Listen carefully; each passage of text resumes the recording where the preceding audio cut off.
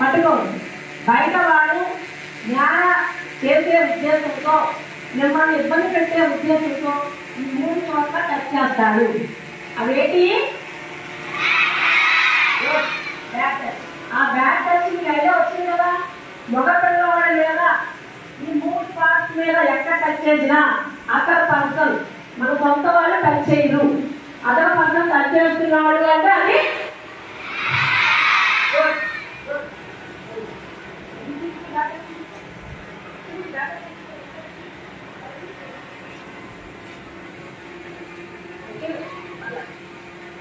చెప్పండి. ఇంకా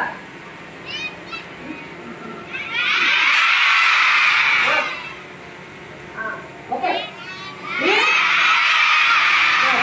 ఇది ఎప్పుడైనా మగ పిల్లలు గుర్తుపెట్టుకోవాలి. మీరు చిన్న పిల్లలు పాపం మీకు ఏమీ తెలియదు, అవునా కదా? అందరూ మంచి వాళ్ళే అనుకుని వాళ్ళు ఇళ్ళకి వెళ్తారు. ఇలా మిమ్మల్ని ఎవరైనా ప్రైవేట్ పార్ట్స్ మీద టచ్ చేస్తే అది బ్యాక్ టచ్, అవునా కదా? ప్రైవేట్ పార్ట్స్ మీద టచ్ చేస్తే ఏంటి? అది గుర్తు పెట్టుకుని పక్కింటికి వెళ్దాము, ఎవరైనా చూస్తే ఎవరో మానేయాలి. ఓకేనా?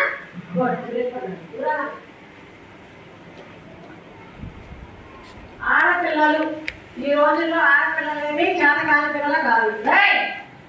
ఆడపిల్లలు చేతకాని పిల్ల మీ అన్నయ్య మీ తమ్ముళ్ళు షాప్టర్ మీద గోపలు కొట్టలేదు, కొట్టే తీసుకున్నారు. మీరు నాకు తెలిసి నిన్న రాగి కట్టి అని తీసుకున్నారు.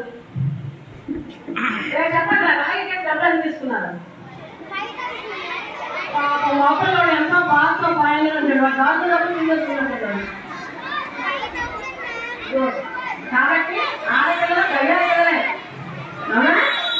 గుడ్, ఓకే, సరే, గుడ్ గుడ్, ఓకే గుడ్. అరే నీ బాగా నాకు అర్థమైంది, 500 చేసావు. Okay okay. అంత దాచుకున్న డబ్బులు మీకు ఇచ్చేదాకా వాళ్ళని చిన్నకొట్టి మరీ తీసుకుంటారు. కాబట్టి ఆడపిల్లలు గయ్యాలే, ధైర్యవంతులు.